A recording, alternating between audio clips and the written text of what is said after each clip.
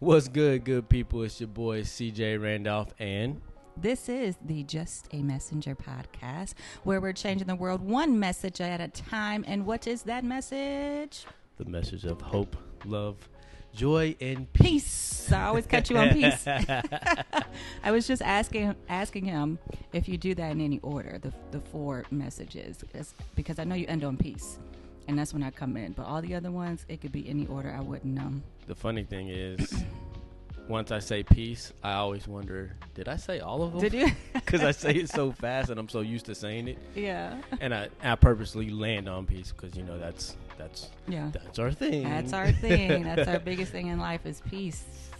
Yeah. Yes, peace. So we hope that y'all had a wonderful Christmas break. Mm-hmm. And then going into the new year, 2025. Ending 2024, hopefully ending it on a good note. If not, then, we have the next year to make things better. But I'm excited about 2025. Yes. One thing, Cat Williams cannot start any podcast at the beginning of the year because he seems to set the precedence of everything getting exposed. Wait, right? did he start last year off? Yes, he was on Shannon Sharp. Was that the beginning of the year? That was the beginning of it all. That was a great. And actually, I loved it. It was a great way to start the year. It's like, okay, this is how we're starting 24. Yeah. That was very interesting. Bring it to light. Bring it to light. Yes, I wonder what's going to start. What's going to be the hot topics of 2025? Oh, well. We already are seeing what's conjuring up now because we got a new president coming in.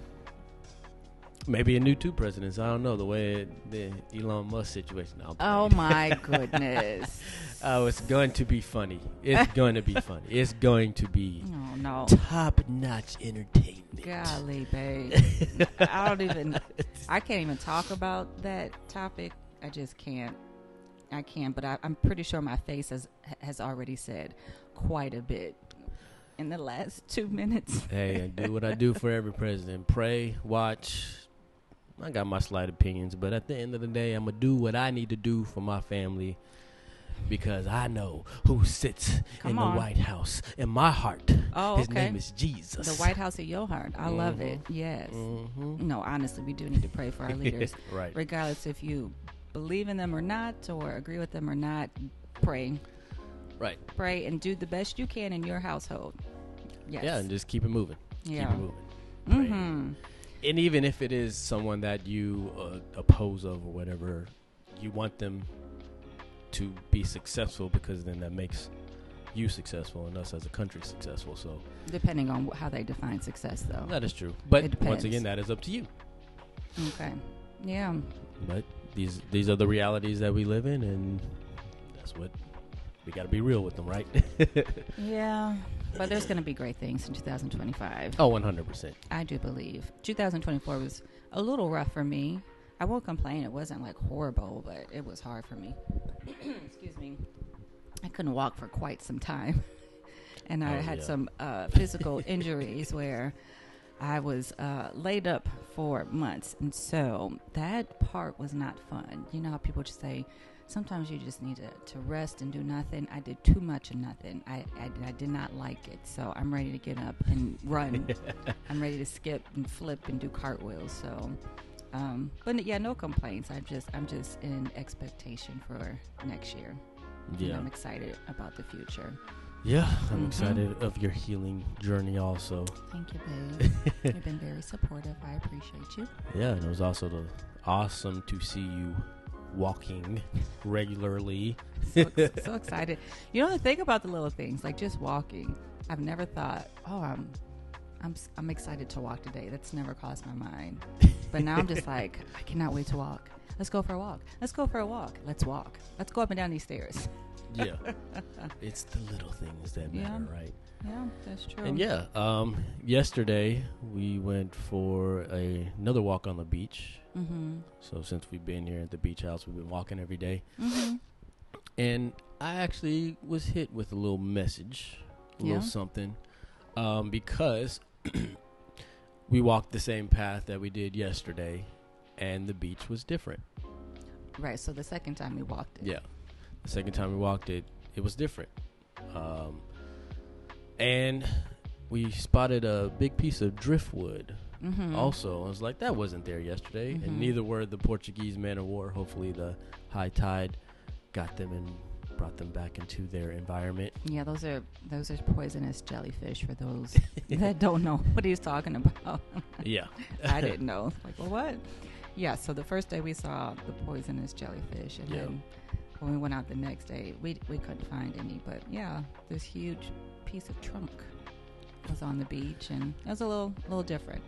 Yeah, and I started thinking, because the science nerd in me, like, how oceans are and how beaches were formed and how they start in the mountain and dissolve in rivers and tributaries and deltas and all this other stuff. And then what he said, sand ends up being on the beach.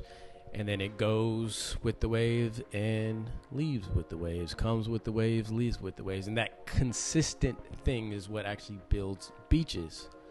But that consistent thing also is what pulls sand away too. And so how being consistent sets up a foundation for you. How the beach is ever changing but never changes. So there's a lot of different things that possibly in your life that are changing but have you changed, right? And so that was kind of something I was thinking of while we were walking. You tend to have these thoughts and sometimes revelations near water. Oh, yes. Whenever like he gets zoned out, so I didn't know this till today, but all of this was going through your head while we were walking on the beach, and that is a something to ponder on, right? Like, it is constantly changing, and it's almost oxymoronic, right? Right. Like constant change. Right. But the foundation or what it is doesn't change. It's still a beach, right? Yeah. A beach is a beach is a beach is a beach. No matter how it changes, constantly it's still a beach. And I think it's a nice way to kind of view us as people, like who we are, and like our journey, and even all the change, like everything in life is going to change. Like, right. There's really not much that's consistent, but it doesn't have to change like who we are as a person or our character or our core. So I think that's an interesting kind of take on it. Yeah, so I was kind of thinking that in our way back, we saw the driftwood, and it was like, if this is life, how many times how many times has my life's beach been bombarded with driftwood or poisonous jellyfish? And I focused on that. Yeah. And if I just didn't focus on that and just continued on the path that I was supposed to do, that consistency, such as those waves, they come in, they may bring something in, but you just wait, because eventually it's going to bring it right back out. Right? And so it's like kind of reassessing some of the driftwood that I've had in my life, or some of the driftwood that I have in my mind that's not allowing me to just be shaped in a better version of myself, right? And I'm kind of thinking driftwood doesn't have to be a bad thing. No. It could be a good thing, but it's just... It could be a person. It could be a person. A season of life. Right. But it's like where you keep your focus, right? Yes. So I like that. So are you focused on the obstacle right here, or the blessing right here? Or is it a part of your whole journey, which it should be, where you address it, but it's not the focus of your life, right? The focus should always be ahead, like your destination, but you have to have a destination, right? Right. Sometimes people are just living, right? Let me just get through today. Let me just do the bare. Let me just survive. Survive. Right. It's different than thriving. Right. Yep. Yeah. And there are times that you may have been thriving, and then you've decided to pivot and do something different, and you're back into survival mode. But once again, if that consistency of focused on the right things can lead you back into that thriving life, or some of us just have been surviving this whole time. Do you think it's okay to have like a season of survival mode? I think it's beneficial to have a season of survival mode. Yeah, I think so too. Without the night, you don't know what the light is. Yeah, you need. Without the storm, you can't necessarily really appreciate the sun. And that's our wonderful human nature, right? That's true. So yeah, I think it's good to recognize that there's seasons, for everything. And I think I've been in survival mode maybe longer than I wanted to be. Are those That's the bunnies. The bunnies. Y'all got a word? Right. Which I need to say. They're like, we're just surviving. We're not thriving in this crate. Yeah, so I think there might have been an artist. I don't know if you guys can hear it, but they're making sound in the background where they were talking about there's a difference between like just being alive and living. Like that's another way to look at it. Yes, we wake up every morning. We're breathing, we're eating, we're alive, and we're thankful for that. But like, are you living? That's a big difference. Yeah. And I think that's a good perspective to have coming into the new year. Like, what's going to motivate me to thrive this year or this season of my life? What's going to what goals can I have to make it seem like I'm living towards something, I'm living for something, as opposed to I need to work Monday through Friday, clock in, clock out, get dinner ready, get the kids to practice, pick them up, go to Bible study, go to church, like, the routine of life. And I think even there's times where good intentions, they get stuck in this routine of life. And after a while, you start feeling like, you feel a certain type of way, and you maybe can't articulate what it is, but it's like, why do I feel like blah? Right.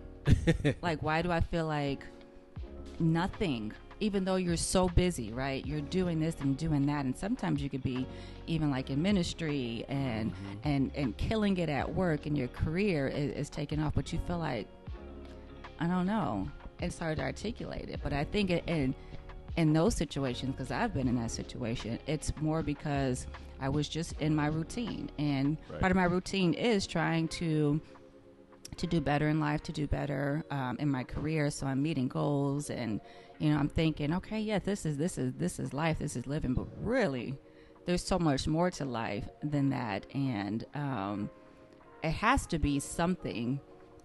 I feel like the end destination has to be so amazing that all the small blocks that you have to go over and the obstacles you have to overcome, and even like the blessings, you don't want those to get in the way. It has to be something to where like every day you wake up and you're like, this is what I'm living for, and this is why I'm thriving. And I don't think it should just be I want a promotion, or I want to make this amount of money. Those are material things, but also just like, I think they can either help you or prevent you from getting to that destination that you're trying to achieve with your whole life. We have a whole life, and it's a gift, and it's like, how are you going to use this gift that you have with your life? So it is, and it is something that actually started the podcast, was me being complacent, and comfortable, right. And so taking the journey of getting out of the routine of craziness of our life was with me teaching and coaching and everybody at like 7 different schools and stuff like that. Yes, that's not an exaggerated number. Yeah. And thinking that being busy is being successful. And I've learned that lesson a couple of times in my life, that is not true. Just because you're busy doesn't mean you're being successful. All you're doing is really just prolonging your purpose, if you're not in that purpose, right? And being busy doesn't even mean you're being productive. Ah, there it is. Correct. 100% No, correct. doesn't even the two. It's not a one-to-one No. direct correlation. Being busy could actually prevent you from being productive, and it's always good to balance things out. But we really have to understand where and when to rest too. That's a part of of any type of goal. There should be a I'm not saying like don't do anything forever. Like I feel like this last year I rested too much, but that was out of my control. But Right. that goes back to the balance. Like you can't rest too much, you can't work too much. You have to have a good balance, but that should be a part of the equation.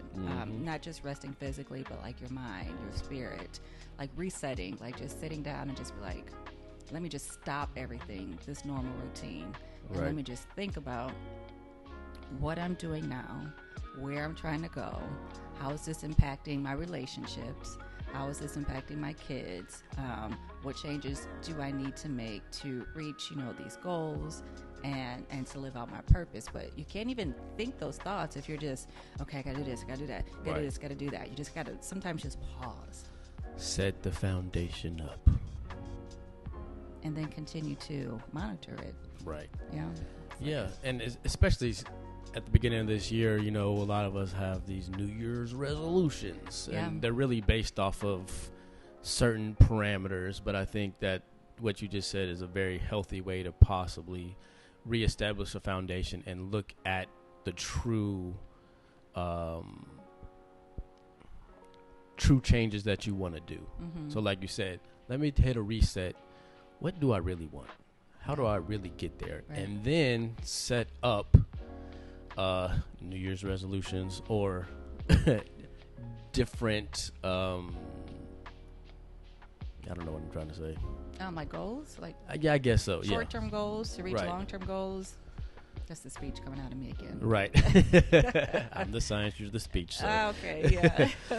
But I mean, it's good. Right. A lot of people do it like once a year, but we should be doing it throughout the year. Yeah, you're right. We should be doing it throughout the year. We have to, assess what we're doing to see if we need to pivot, to see if we need to make a change.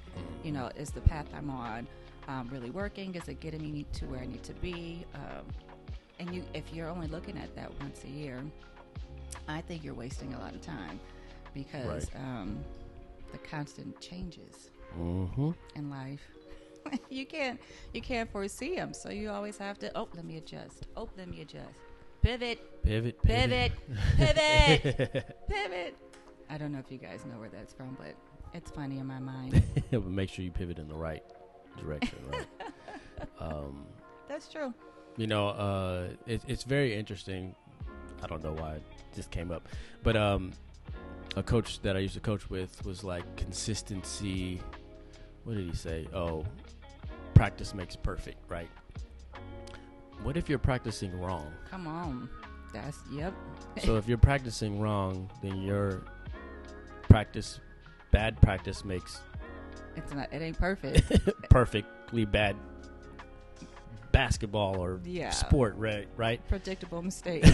Right. Because you always do it that one wrong way. Right. And it's so interesting how like sayings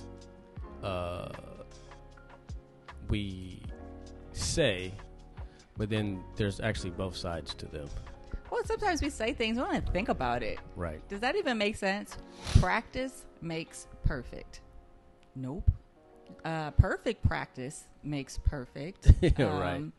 But yeah, practice makes something better. Or worse. But that's what I'm saying. It's right. all it's like perspective. Right, right. Going to continue to practice baking this cake without eggs. It's going to continue to get better in the fact that I'm going to be grammatically incorrect, more better wrong than it was the first time you did it. Right. So, yeah, but we do that. We say a lot of things and it's just a saying. It's just a saying. Think about what you're saying. Yeah. What does it mean? So, think about what you're saying. Think about what you're doing. Mm-hmm. Yeah, absolutely. Yeah. Good. Well, very good. There was a lot of messages on that one. Yeah, I think so. We weren't planning on that, but a lot of times we don't plan. Made up from last week's one where we just sitting and chatting. So there you go. You got about 4, 5, 6 7 of them. Yeah, I think there are good points to Yeah. ponder on. To start the new year off. So the next podcast will be after New Year's? yes. What do you mean next one? After this one? Yes. Was this the last one? No. No. Okay, so we have another one, Next Tuesday. which is... Today. Come on now, I'm confused. Will it be before... Would it be in 2024 or 2025? No. It'll be the day before. Okay, so we have one more Yes. before The year new year. ends. Which would be this one. Hot dog, baby. What I'm saying is, the next time you record, Yes. will be in 2025. Yes. And it will air 2025. Yes. Why didn't you just say that? Say what you mean and mean what you say. Because I asked you if this was the next one. Oh no, it's no next. This is this one. Yeah, but this one airs next week. I'm just clarifying. I don't even know what today is. Stop it. The day after Christmas. It is. Okay. All right. That's a good note to end on. Confusion. Right. Well, Confusion and then clarity, right? Yeah, we boom, cleared it boom, up. boom. There you go. All right. There's another message for you. If you're confused, find that clarity. That's so... Duh. I need to. Well, yep. perfect timing. This is the Just a Messenger podcast where we're trying to change the world with one message at a time. What's that message? The message of hope, love, joy, and peace. And until next time, Selah. Love you. Peace. You got to tell... Did you tell people what Deuces. Selah means? No. That might be good to do. It means pause. A musical notation. Pause. And meditate, right? Yes. Ponder. And ponder. Pause and ponder. Deuces. Selah. Oh, that's the bad hand.